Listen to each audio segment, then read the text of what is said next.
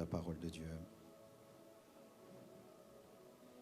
Dans Actes 2, versets 1 à 8, nous sommes debout afin d'honorer la parole, s'il vous plaît. Le jour de la Pentecôte, ils étaient tous ensemble dans le même lieu. Tout à coup, il vint du ciel un bruit comme celui d'un vent impétueux, et il remplit toute la maison où ils étaient assis. Des langues semblables à des langues de feu leur apparurent séparées les unes des autres et se posèrent sur chacun d'eux. Et ils furent tous remplis du Saint-Esprit et se mirent à parler en d'autres langues, selon que l'Esprit leur donnait de s'exprimer. Or, il y avait en séjour à Jérusalem des Juifs, hommes pieux, de toutes les nations qui sont sous le ciel. Au bruit qui eut lieu, la multitude accourut, et elle fut confondue parce que chacun les entendait parler dans sa propre langue. Ils étaient tous dans l'étonnement et la surprise, et se disaient les uns aux autres, « Voici ces gens qui parlent, ne sont-ils pas tous galiléens? Et comment les entendons-nous dans notre propre langue, à chacun dans notre langue maternelle ?» Ésaïe 6, 1 à 8. L'année de la mort du roi Osias, je vis le Seigneur assis sur un trône très élevé, et les pans de sa robe remplissaient le temple. Des séraphins se tenaient au-dessus de lui. Ils avaient chacun 6 ailes. 2 dont ils se couvraient la face, 2 dont ils se couvraient les pieds, et 2 dont ils se servaient pour voler. Ils criaient l'un à l'autre et disaient, « Saint, Saint, Saint est l'Éternel des armées. Toute la terre est pleine de sa gloire. » Les portes furent ébranlées dans leurs fondements par la voix qui retentissait, et la maison se remplit de fumée. Alors je dis, « Malheur à moi, je suis perdu, car je suis un homme dont les lèvres sont impures. J'habite au milieu d'un peuple dont les lèvres sont impures, et mes yeux ont vu le roi, l'Éternel des armées. » Mais l'un des séraphins vola vers moi, tenant à la main une pierre ardente qu'il avait prise sur l'autel avec des pincettes. Il en toucha ma bouche et dit, « Ceci a touché tes lèvres.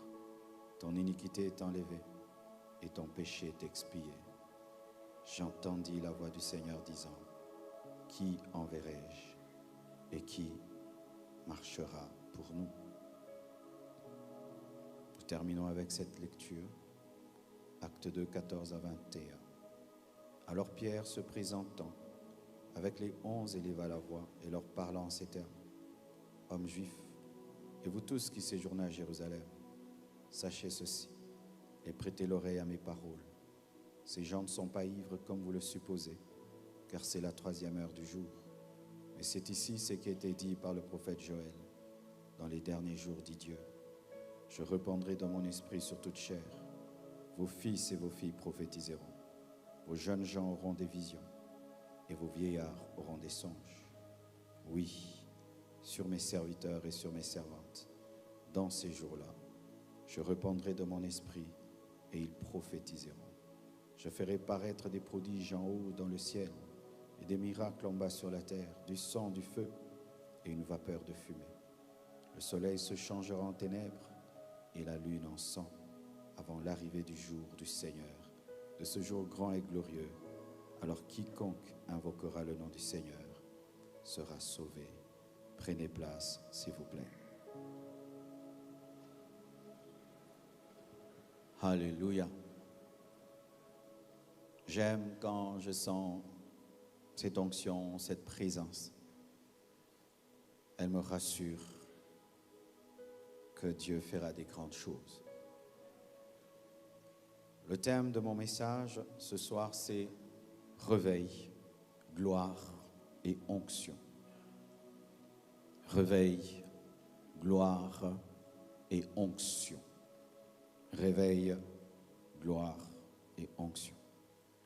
Je vais définir qu'est-ce qu'est le réveil, redéfinir, mais en résumé parce que j'en ai parlé hier. je vais définir la gloire, l'onction, et nous allons voir comment ces trois dimensions marchent ensemble. Le réveil, c'est un retour total et radical vers Dieu. Donc, dans le réveil, il y a la repentance, il y a la conversion, il y a la sanctification, il y a la vraie adoration qui détruit toute idole. Le réveil est un retour total et radical vers Dieu. C'est aussi une grande effusion du Saint-Esprit. Une grande effusion du Saint-Esprit. Et qu'est-ce que la gloire? La gloire de Dieu. La gloire de Dieu, c'est la présence approbative de Dieu. On appelle cela aussi le poids de Dieu, la kabod.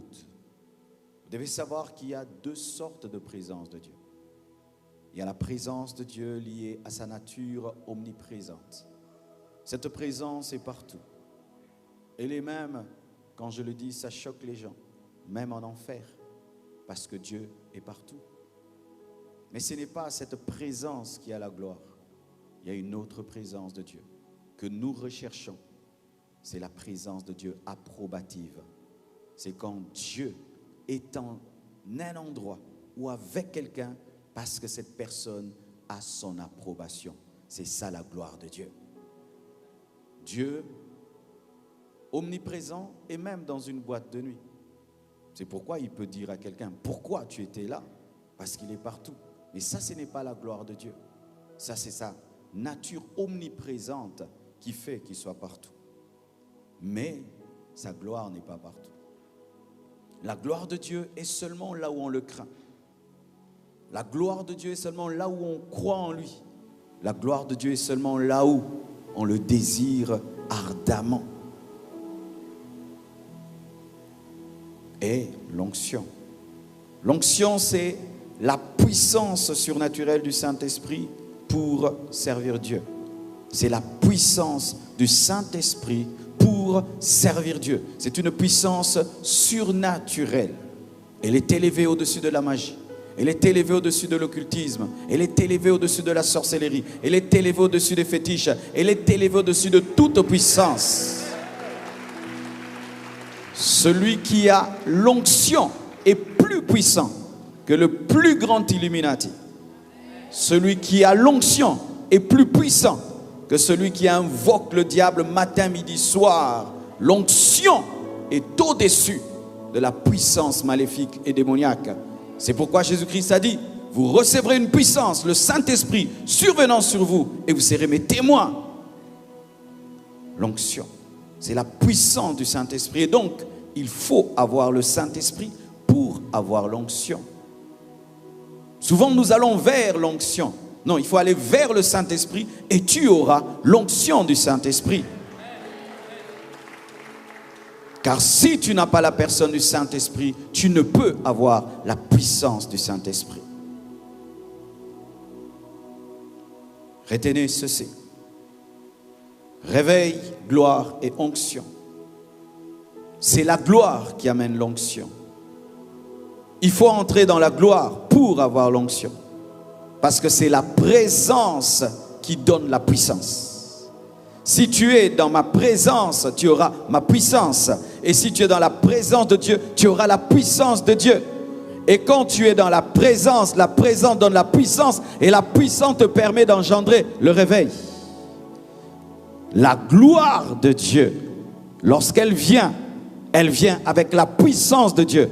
Et la puissance de Dieu te rend capable d'être utilisé pour proclamer la parole et déclencher le réveil. C'est pourquoi nous avons besoin de la gloire de Dieu et nous avons besoin de l'onction de Dieu pour déclencher le réveil.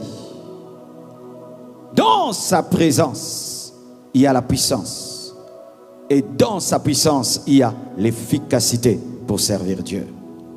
Et ce soir, la présence de Dieu va remplir ce lieu. Et ce soir, l'onction de Dieu va venir sur toi afin de t'utiliser pour un réveil Et la présence de Dieu va même te réveiller. La présence de Dieu va te réveiller au nom de Jésus. Je prie que tu aies une expérience ce soir avec le Saint-Esprit. Je prie que tu aies une expérience ce soir avec la présence de Dieu. Je prie que tu aies une expérience ce soir avec une fraîche onction. Je prie que tu aies une expérience avec la présence de Dieu qui te sanctifie, qui te purifie, qui te guérit, qui te délivre. Et cela va t'arriver ce soir. Car cette réunion a été organisée pour toi. Dis pour moi. Alléluia. Je vous ai lu 3 passages qui sont des exemples de la combinaison de la gloire, de l'onction et du réveil. Acte 2, verset 1 nous parle de la Pentecôte. Ils étaient ensemble, en train de prier, en train de prier, en train d'adorer. Et tout à coup, la gloire de Dieu est venue. Dieu était déjà dans la chambre haute parce qu'il est omniprésent. Mais lorsqu'il y a eu l'effusion, c'est quand la gloire est venue. C'est pourquoi nous pouvons commencer un culte dans la première présence de Dieu et le finir dans la deuxième présence. Tu peux commencer à prier. Tu es dans la présence de Dieu parce qu'il est partout, mais sa gloire n'est pas là. C'est pourquoi nos réunions ne doivent pas commencer dans la première présence et finir dans la première présence. Elles peuvent commencer dans la première, mais elles doivent finir dans la deuxième, la gloire de Dieu. Ils ont prié, ils ont prié. Ils ont prié jusqu'à ce que le ciel puisse se déchirer et que la gloire de Dieu vienne. La gloire de Dieu vient là où on a soif, là où on a le désir ardent, là où on soupire de tout son cœur et on prie. Prie et la gloire de Dieu viendra dans ta vie. Prie jusqu'à ce que la gloire de Dieu vienne. Jeûne jusqu'à ce que la gloire de Dieu vienne. Paye le prix de sa présence. Car c'est un mari qui doit être désiré ardemment. Ils ont prié. Ils ont prié.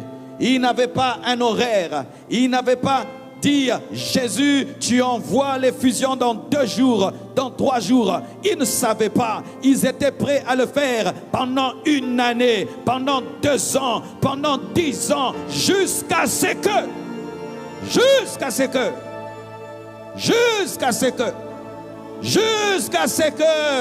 c'est lui qui doit diriger nos réunions, c'est lui qui doit diriger nos cultes, c'est lui qui doit diriger nos églises. Quel était le programme de la chambre haute? Aucun programme. Jusqu'à ce que la promesse se réalise et s'accomplisse. Vous savez, mes frères et sœurs, lorsque Dieu a commencé à changer mon ministère et ma vie, c'est ce que je sentais. C'est-à-dire que lorsque je faisais une prière formelle, je finissais, mais je savais que la gloire n'était pas là. Parce que j'ai dit à Dieu, 1 heure, fais vite, parce que j'ai des choses à faire. Et puis un jour, j'ai dit à ma femme, je sens une soif de Dieu où je dois commencer à prier, mais faire 1 semaine. Je dois aller quelque part m'enfermer 1 semaine. Et puis j'ai senti qu'il fallait que je fasse 40 jours. Et j'ai dit, Dieu, si c'est toi qui me parles, convainc ma femme. Et Dieu a convaincu ma femme. Je suis allé dans mon bureau. Je me suis enfermé pendant 40 jours où tu pries et tu pries et tu pries et tu pries et tu pries. Il n'y a pas de programme, il n'y a pas de dérangement, rien de rien.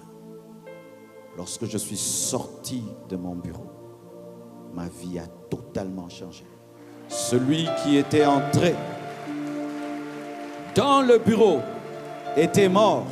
Celui qui était sorti était un autre homme. Veux-tu vraiment ce que tu veux? La présence de Dieu approbative, désir, un ardent désir. Ils ont prié. Imaginez cette scène-là, mes frères, où nous sommes en train de prier. Tout d'un coup, un vent entre en ce lieu. Le lieu commence à trembler. Et on voit le feu sur lui, sur lui, sur lui, sur lui, sur lui. Ce n'était pas des visions, c'était réel. Il y avait le feu sur leur tête. Il y avait le feu sur leur tête. Il n'y avait pas le feu que sur Pierre. Il n'y avait pas le feu que sur Matthieu. Il y avait le feu sur tout le monde. Il y avait le feu sur les hommes. Il y avait le feu sur les femmes. Il y avait le feu sur les femmes. Il y avait le feu sur les hommes. Je crois que les femmes aussi ont reçu le feu. Je crois que les hommes aussi ont reçu le feu. Il y avait le feu sur tout le monde. Donne-moi un amen. Donne-moi un amen. Et je ne crois pas que le feu des femmes était rose. C'était le même feu. Lorsqu'une femme a le feu du Saint-Esprit, c'est le même feu que l'homme. Nous avons le même Saint-Esprit avec les femmes. Femmes, aujourd'hui, la puissance de Dieu te touchera et l'onction de Dieu te visitera. Le feu était sur les hommes et sur les femmes. Donne-moi l'amen. Les femmes sont l'armée de Dieu des derniers temps. Oh oui, pasteur, si tu négliges les femmes dans ton église ne grandira pas. Si tu veux que ton église grandisse, tu dois honorer les femmes, tu dois respecter les femmes, tu dois leur donner la place. Le feu était aussi sur les femmes.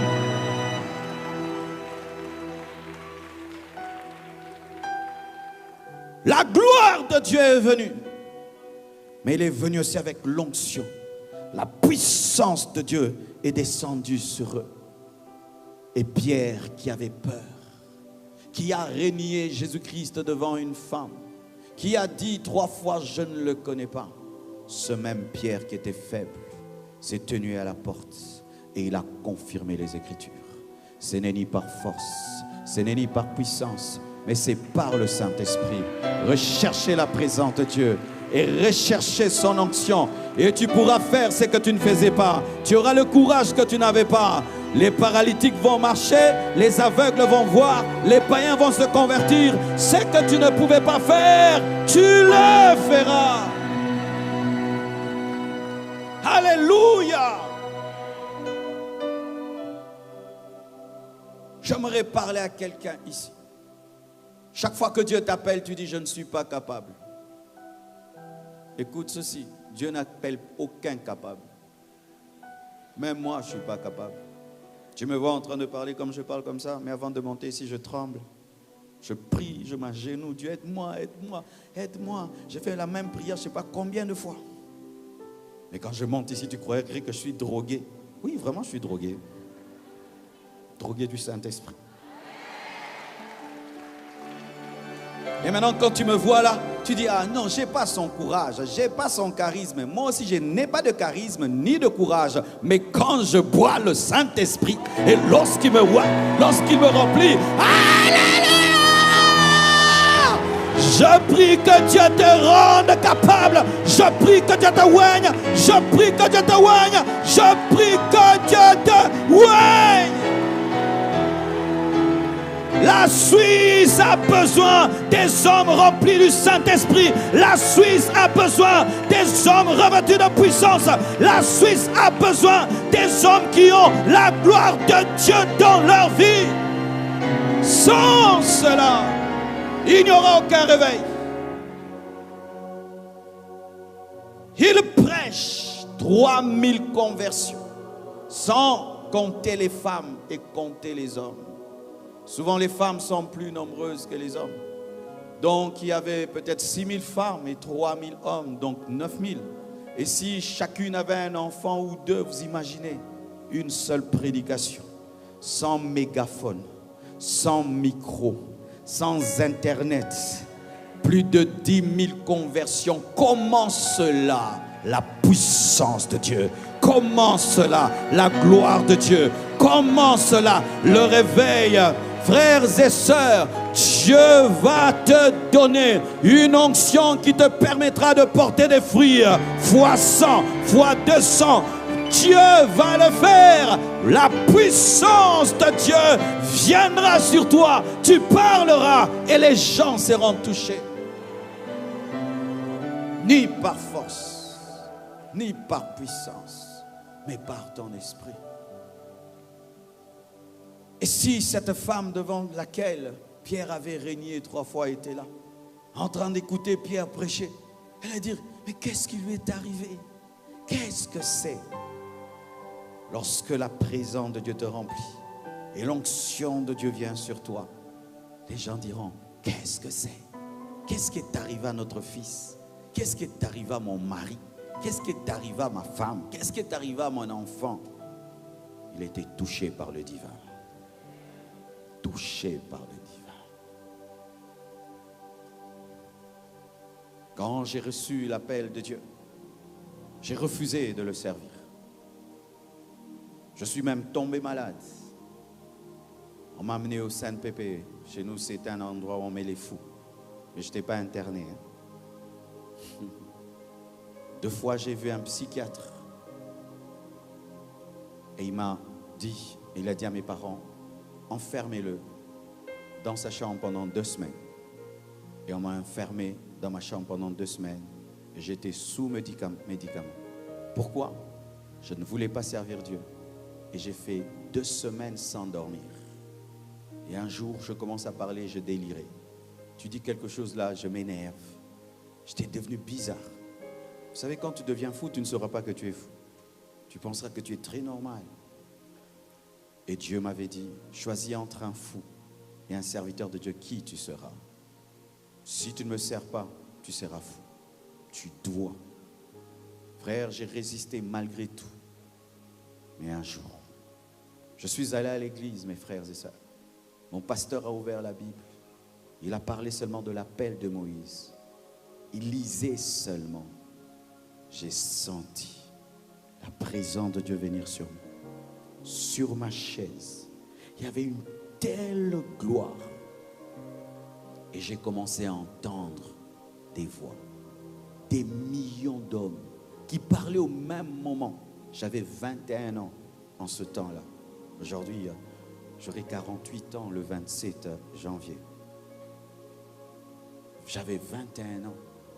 Et j'ai entendu des gens qui criaient et qui disaient, Marcelo, viens nous prêcher l'évangile. Lorsqu'ils criaient, c'était comme des grosses eaux. La gloire de Dieu est venue sur moi et m'a plaqué par terre. Je n'arrivais plus à bouger. Le culte avait pris fin. Tout le monde était parti, sauf moi. J'étais comme collé par terre. Et j'entendais seulement une voix qui me disait, Marcelo, qu'est-ce que tu veux que je te fasse pour que tu répondes à mon appel? Qu'est-ce que tu veux que je fasse? Quand la gloire de Dieu a arrêté de me plaquer par terre, je me suis relevé. J'ai commencé à courir comme si je voulais aller loin de Dieu pour qu'il ne m'appelle pas. Mais je le sentais me poursuivre. Je suis entré en trombe chez nous à la maison. J'étais bizarre. Ma mère me dit, Marcelo, qu'est-ce qu'il y a? Je suis entré, j'ai dit, je ne sais pas. Je ne sais pas. J'ai couru dans ma chambre. Au fond du couloir, à droite. Je suis entré, j'ai fermé la porte pour qu'il n'entre pas. Je l'ai trouvé dans ma chambre. Et j'ai eu une expérience, mes frères. Il a commencé à remplir la chambre. Comme si plus il remplissait, plus il enlevait l'oxygène. Plus il remplissait, plus je n'arrivais plus à respirer. Et il n'y avait plus assez d'air. Je suffoquais. Et il me disait, que veux-tu que je te fasse pour que tu répondes à mon appel? Et j'ai dit, Dieu, j'accepte de devenir ton serviteur, mais ce sera entre nous deux. Je ne vais pas le dire à ma mère ni à mon père parce qu'ils ne vont pas comprendre, mais ce sera entre nous deux. Et j'ai senti, la présence de Dieu me permet de respirer. Mais quand seulement je me suis senti bien, j'ai refusé encore, mes frères. J'ai jamais voulu être prédicateur ni pasteur. Mais j'avais entendu vos voix dans mes oreilles. Et vous savez comment j'ai répondu à l'appel de Dieu? La présence de Dieu m'a poursuivi à l'université. Un jour, je suis en train de suivre le cours. Le professeur est en train de parler, moi je sens l'onction. Je sens la gloire de Dieu. Tout d'un coup, Dieu me dit, tu refuses de me servir. Aujourd'hui, tu vas manger tes papiers en plein cours. Mes frères, j'ai commencé à regarder mes notes. C'était comme si du gâteau, des crêpes. J'avais envie de les manger. Je sentais vraiment l'appétit pour manger mes papiers. Et j'ai vu la scène, imaginez, un étudiant qui se met à manger ses notes. J'ai dit, Dieu, ne m'humilie pas. Cette fois-ci, si tu me laisses rentrer avec honneur, je te servirai toute ma vie. Pendant que le professeur donnait cours, j'ai seulement emballé mes affaires. Je les ai mis sous mon aisselle. J'ai commencé à sortir lentement. Et le professeur ne comprenait pas. Et plus je m'éloignais de l'université, plus je guérissais. Ce n'est pas que Dieu est contre les études. Je suis en train d'étudier pour avoir une licence. Mais Dieu me voulait ailleurs. Et quand je suis allé, j'ai dit, Dieu, je te servirai. Et la puissance de Dieu est venue. Mes frères et sœurs, je ne dis pas cela au hasard. Il y a des hommes ici que Dieu appelle à le servir, que Dieu veut transformer, que Dieu veut toucher. Et tu vis aussi des choses avec Dieu. Et tu penses que c'est ton imagination. Tu n'imagines rien. Tu vis des choses réelles. Mais il est temps maintenant que tu puisses arrêter de te battre avec Dieu. Et je vous ai lu Ésaïe, l'histoire d'un grand prophète. Il était déjà prophète dans Ésaïe 1. Il était déjà prophète en Ésaïe 2.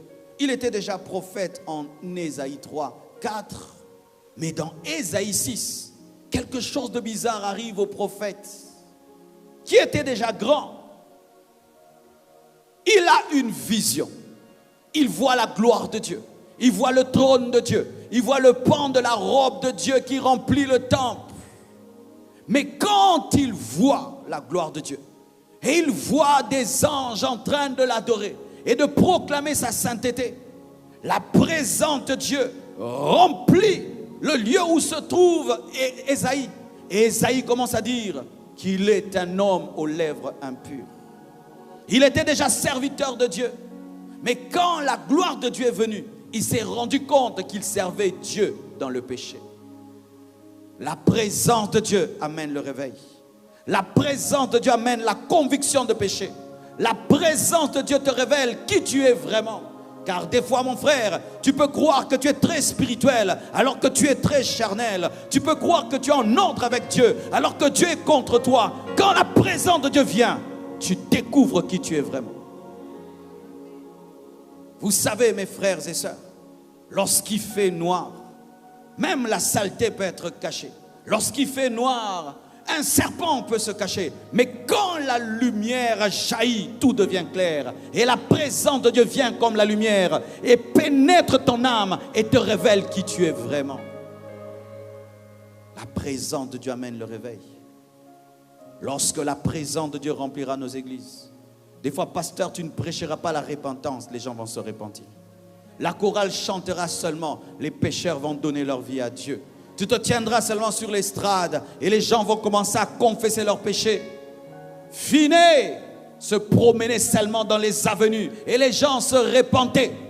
Ils ne parlaient pas, ils se promenaient. Il n'y a pas un meilleur prédicateur que la présence de Dieu.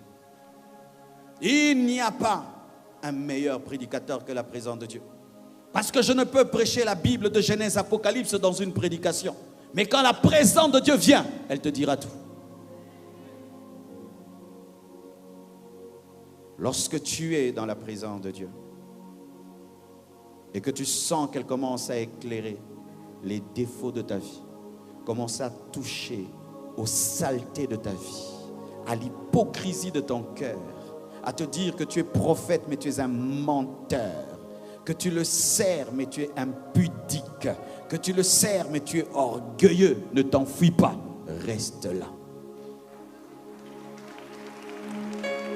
Parce que Le même qui révèle la maladie, le même a le remède à la maladie. Le même qui peut révéler que tu as une bouche impure a le feu de l'autel pour te purifier. La présence de Dieu vient toujours pour sanctifier l'homme. Dieu est saint, Dieu est pur, Dieu est amour. Et lorsque sa présence vient vers toi, tous ses attributs viennent vers toi.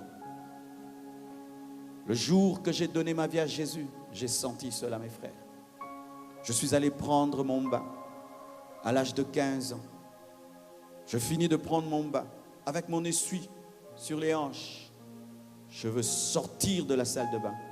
Une lumière m'apparaît et une voix me parle. Elle me dit, Marcelo, convertis-toi. Mes frères, j'ai senti à la fois que Dieu est amour, à la fois que Dieu est saint. Quand j'ai senti sa sainteté, j'ai eu envie de fuir, car je me sentais sale. Mais quand je ressentais son amour, j'avais envie de rester. Sa sainteté me chassait et son amour me retenait. Sa sainteté m'a poussé à me repentir et son amour m'a pardonné. Et lorsque je suis sorti, j'étais totalement changé, mais dans ma salle de bain. Je prie que Dieu te pourchasse. Je prie que Dieu te pourchasse dans ta voiture, dans ton sommeil, là où tu travailles. Je prie que Dieu te pourchasse. Je prie que Dieu te pourchasse comme il a cherché Adam et Ève après qu'ils aient péché. Je prie que Dieu te pourchasse. Qu'il te cherche jusqu'à t'avoir, comme il a fait avec Paul sur le chemin de Damas. Qu'est-ce qui a converti Paul? C'était la présence approbative de Dieu. Sans la présence approbative de Dieu, il n'y a pas de vrai réveil, il n'y a pas de vraie conversion. Les gens viendront à l'église, ils ne comprennent rien, ils ne saisissent rien, ils ne savent pas prier, ils ne savent pas adorer, ils ne sentent pas Dieu. Quand dit Dieu est là, ils regardent le plafond. Mais quand un homme a été engendré par la présence de Dieu, il sait savoir quand papa est là. Tout homme qui a déjà expérimenté la gloire de Dieu, quand la gloire de Dieu, il a dit, papa est là. Qui sent que papa est là? Pourquoi? Parce que quand tu pries dans ta chambre, tu sens la même gloire, n'est-ce pas? Tu dis, il est là, papa. Et quand il n'y a pas la gloire de Dieu dans l'église, les enfants de Dieu, quand ils entrent, ils suffoquent comme un poisson qui suffoque lorsqu'il n'y a pas d'eau.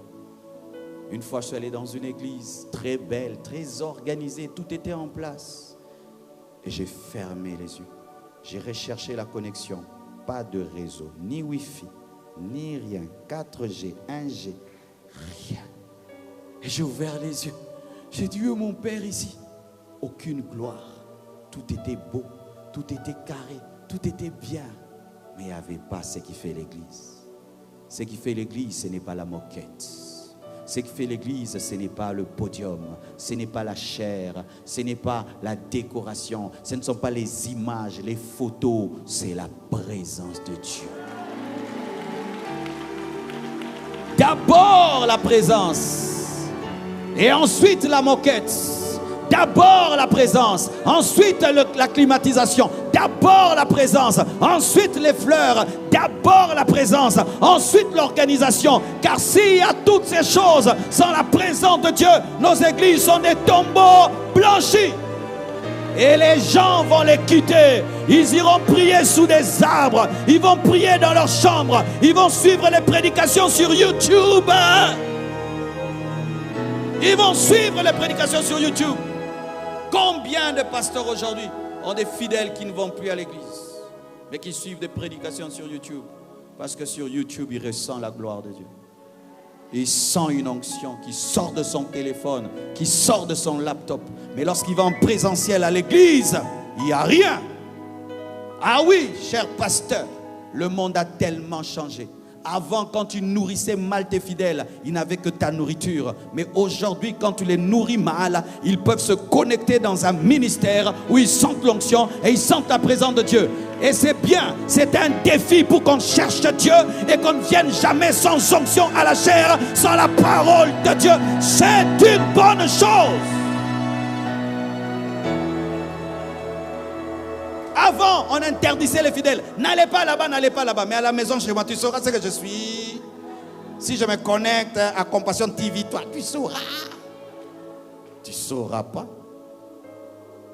Et j'efface l'historique.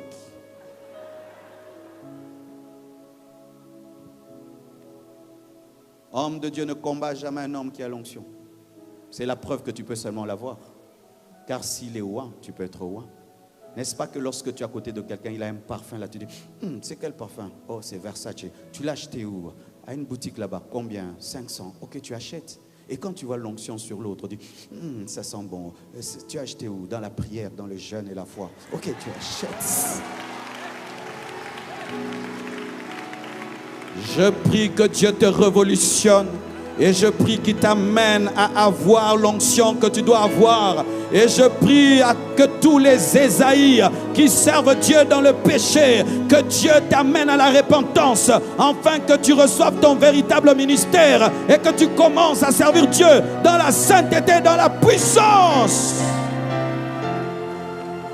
Quel est souvent le péché que Dieu révèle à ses serviteurs? Souvent, c'est le péché caché. Le péché chéri. Quand tu as abandonné tous les péchés, mais tu as gardé un seul, c'est ce péché-là. Ce péché-là. Qui est un trou dans la cuve de ton onction. Un trou dans ton ministère, dans ta vie chrétienne. Tu avais 10 copines, tu les as lâchées toutes, sauf une. Maggie. Tu as abandonné tous tes péchés sauf la masturbation.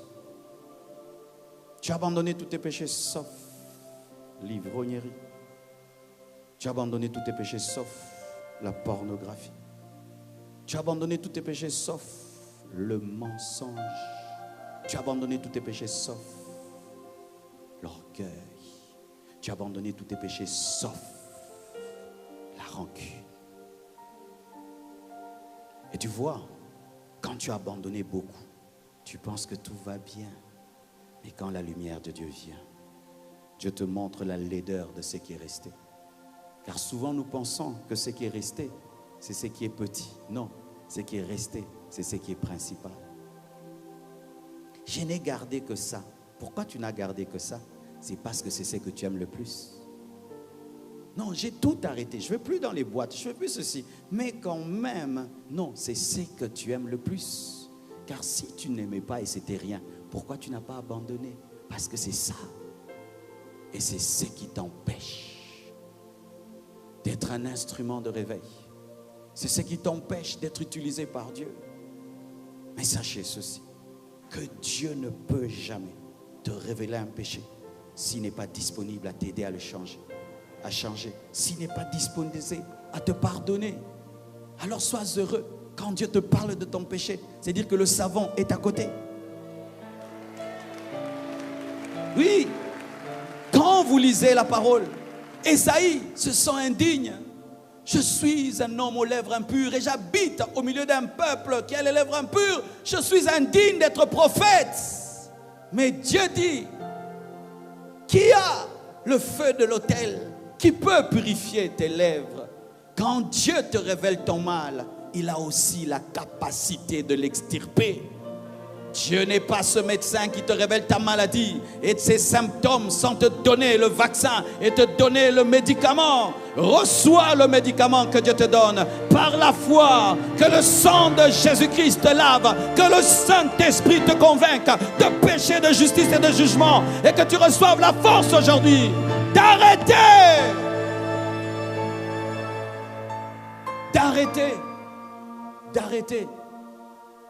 D'arrêter. Parce que tu peux servir Dieu toute ta vie. Après, tu n'es pas enlevé. Hein. Tu peux servir Dieu toute ta vie. Après, tu finis en enfer. Tu peux t'appeler chrétien, mais tu rates l'enlèvement. Ça fait combien d'années que tu luttes avec ce péché? Dieu revient et te dit arrête. Tu donnes des arguments. Tu enseignes même le Saint-Esprit. Tu corriges même la Bible. Et tu dis à Dieu qu'il ne te comprend pas, qu'il ne comprend pas l'homme qu'il a créé. et que c'est trop dur pour toi parce que. Au lieu seulement de dire à Dieu, c'est vrai, je pêche, je n'arrive pas à abandonner cela. Aide-moi, pardonne-moi. Si tu es sincère au plus profond de ton cœur, la présence de Dieu qui dévoile, c'est elle aussi qui restaure et qui transforme.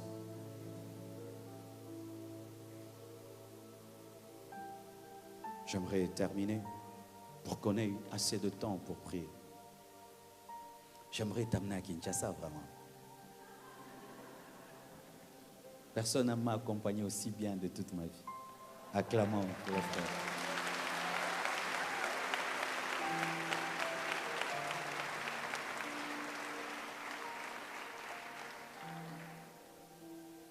La Bible dit dans Acte 1, versets 12 à 14. Alors ils retournèrent à Jérusalem, de la montagne appelée des Oliviers qui est près de Jérusalem, à la distance d'un chemin de sabbat. Quand ils furent arrivés, ils montèrent dans la chambre haute, où ils se tenaient d'ordinaire. C'était Pierre, Jean, Jacques, André, Philippe, Thomas, Barthélemy, Matthieu, Jacques, fils d'Alphée, Simon le Zélote et Jude, fils de Jacques, tous d'un commun accord, persévéraient dans la prière avec les femmes et Marie, mère de Jésus, avec les frères de Jésus. Jésus avait des frères, vous le savez? Jésus n'est pas le seul fils de Marie. Après Jésus, Marie a eu d'autres enfants, donc elle n'est pas immaculée.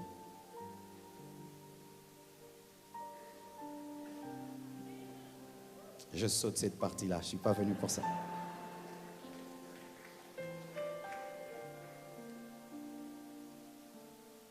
Regardez. Jésus leur dit, vous recevrez une puissance, le Saint-Esprit survenant sur vous, et vous serez mes témoins. Ils reçoivent la promesse.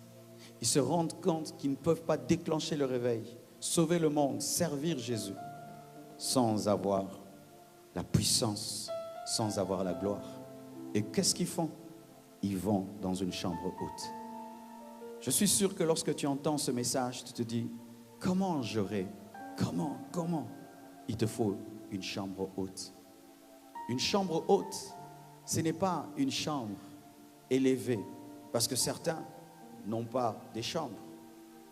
Une chambre haute, c'est monter dans la consécration, c'est monter dans la prière, c'est monter dans la sanctification, c'est avoir soif de Dieu. C'est avoir soif de Dieu. C'est désirer tellement sa présence. Tu vois, quand tu as soif, comment tu es déshydraté. Tu atteins le niveau quand tu as soif de Dieu. Tu perds la joie, tu perds la paix. Tout va bien pour toi dans le monde, mais tu n'as plus de joie parce qu'il te faut la gloire de Dieu. C'est un niveau que tu atteins où tu soupires après Dieu, où tu pleures devant lui. Car certains, il y a longtemps que vous avez pleuré devant Dieu. Il est temps que tu verses des larmes devant Dieu.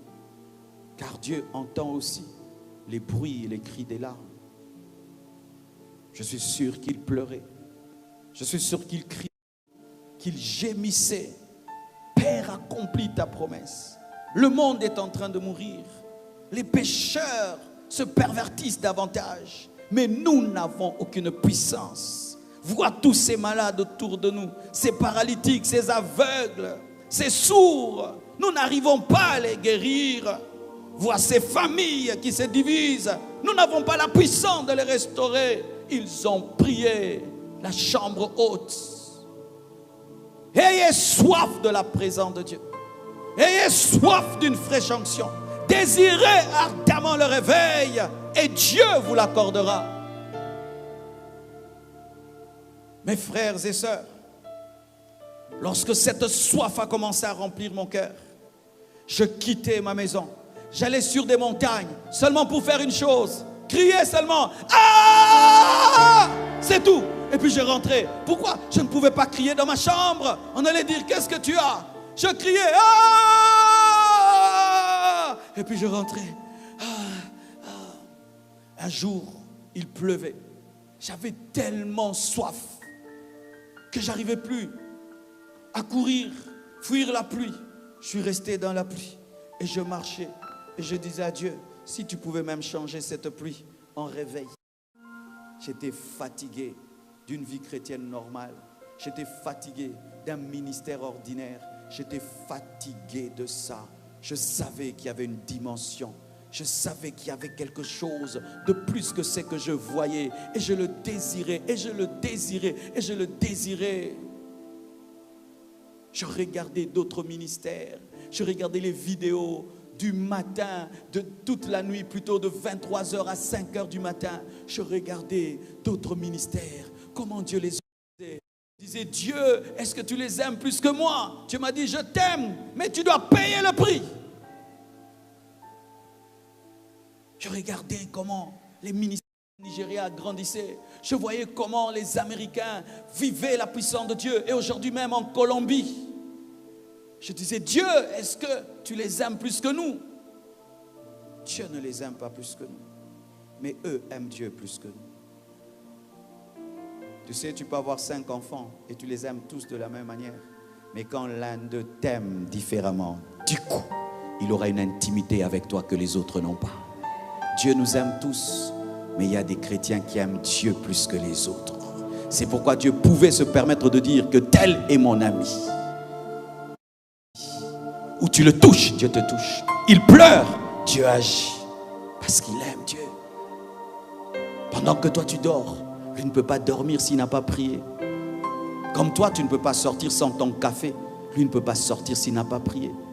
Il ne peut pas trouver le sommeil s'il n'a pas prié. Comme toi, tu ne peux pas dormir sans te cacher. Mais lui, pour dormir, il ne faut pas qu'une couverture, il faut la présence de Dieu.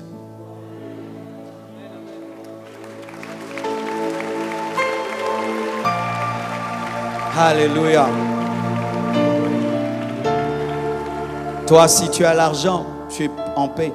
Mais lui, s'il a péché et il sent que le Saint-Esprit t'a attristé, il perd sa joie. J'ai fait quelque chose. Un jour, il y a une fille qui m'a touché. On avait organisé la Sainte Seine. Elle n'avait pas mangé. Et puis, je suis allé la chercher. J'ai dit, ma fille, pourquoi tu n'as pas pris la Sainte Seine? Elle a dit, j'ai péché. C'était une sainte à l'église, Stéphanie Gaza. Et puis j'ai dit, quel péché tu as commis? Parce que je savais que c'était une sainte. Elle a dit, pasteur, les agents de la régie des eaux sont venus à la maison pour couper l'eau. Et mes parents m'avaient dit de dire qu'ils n'étaient pas là. Et j'ai dit, papa et maman ne sont pas là. Et ils sont partis. J'ai péché. Je ne peux pas prendre la Sainte Seine. J'ai dit, waouh, que ça.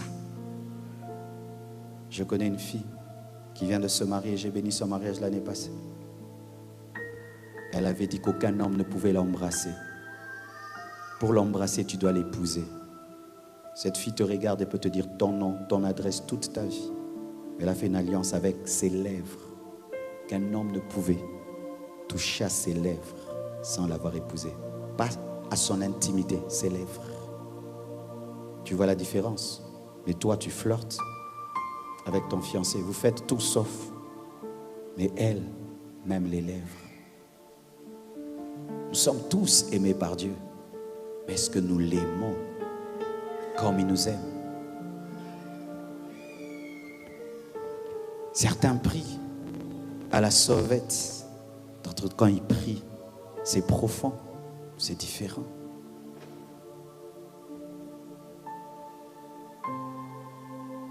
Dieu existe. Dieu existe. Et il me dit de te défier, de le chercher de tout ton cœur et tu le trouveras. Si même il y a ici un athée qui doute de l'existence de Dieu, je te défie. Cherche-le. Cherche-le. Tu le trouveras. Et tu te rendras compte que cette terre n'est pas le produit du Big Bang, mais le produit d'un créateur. Cherche-le sincèrement. Dis-lui, Dieu, si tu existes, révèle-toi à moi. Si tu es sincère, tu auras une révélation. Ayez soif de Dieu. désirez-le ardemment. Aimez-le beaucoup, comme si vous le voyez. J'avais un ami qui priait. Il mettait une chaise devant lui. Alors j'habitais un peu loin. Je le voyais dans sa chambre. Il parle et il tournait. J'ai dit, qu'est-ce que tu fais? Il avait mis une chaise et puis disait à Dieu, assis-toi, j'ai des choses à te dire. Et puis quand il parlait, c'est comme si vraiment il voyait Dieu dire, non, j'en peux plus, ce n'est pas bien, on ne fait pas comme ça, Seigneur. Hein? Parce que je t'ai dit. Aujourd'hui, c'est un grand homme de Dieu. Pourquoi? Dieu était son ami, c'était son pote. Il vivait avec lui, il causait avec lui, il avait une chaise dans sa maison. La gloire de Dieu amène l'onction. L'onction amène le réveil. Mais nous devons payer le prix de la soif, d'un désir ardent. Et si nous le faisons, mes frères, lorsque je reviendrai l'année prochaine, cet endroit sera petit. On va prendre un stade. On va prendre un stade. Parce que toi, tu vas gagner 1000, l'autre 1000, l'autre 2000, l'autre 4000. Un apôtre va sortir de cette croisade, un évangéliste, un docteur, une prophétesse. Oh, je crois que quand je reviendrai, si Jésus ne revient pas en mars je reviendrai, en mars, je te trouverai bouleversé, transformé, manifestant la puissance de Dieu, la gloire de Dieu, l'onction du Saint-Esprit. Je le crois. Payez le prix de chercher Dieu. Payez le prix de le désirer. Payez le prix dans la prière. Payez le prix.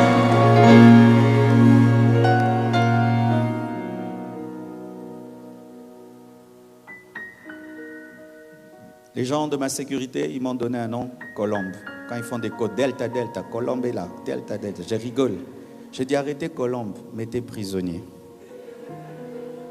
Parce que c'est ce que je suis. Depuis hier, quand je vous ai quitté, je suis enfermé dans une chambre. Ils viennent à 18h. Ils m'ouvrent. Je sors, je prêche. Quand je finis, ils vont, ils m'enferment encore. Jusque demain. C'est ça ma vie. À Kinshasa, ici, j'habite une chambre, une maison. J'ai appris à me plaire, à rester à un endroit 10 heures du temps, 12 heures. Après ce culte, je ne vois même pas Genève. C'est quand je passe que je vois Genève. Et quand je partirai, je ne verrai pas Genève. C'est le prix à payer de l'amour. Car lorsque tu aimes beaucoup quelqu'un, tu peux passer toute une journée avec, dans la chambre. Et quand tu aimes Dieu, passer toute une journée avec lui. Quel bonheur. Prisonnier de Dieu je suis. Et je suis heureux de l'être. Car lorsque tu sors, le pote avec qui tu as passé ta journée, qu'est-ce qu'il fait? Il vient avec toi. Et il est là. Il est là. Il est là. Il est là.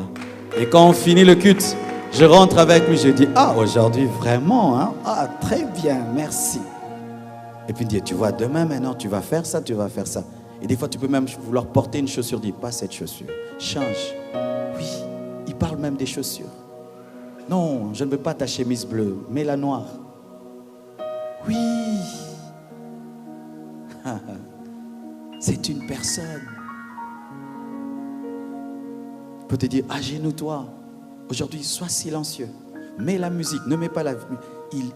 Il parle. Et quand tu as cette intimité avec lui, alors la vie chrétienne devient facile.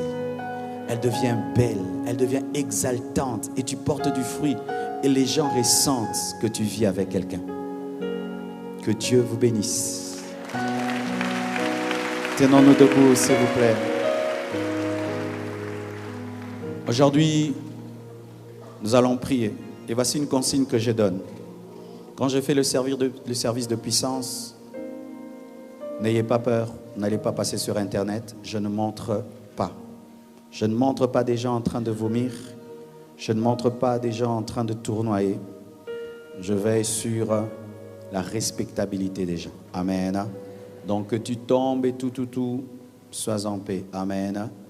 Quand la puissance de Dieu se manifeste, on prend de loin pour que tu sois à l'aise.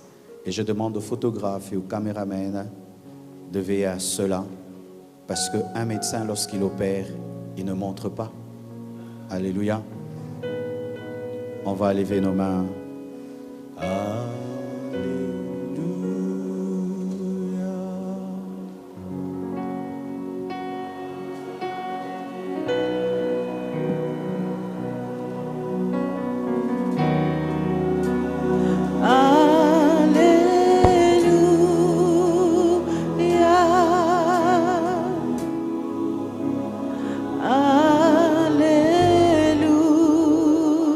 Doucement, doucement, doucement, doucement.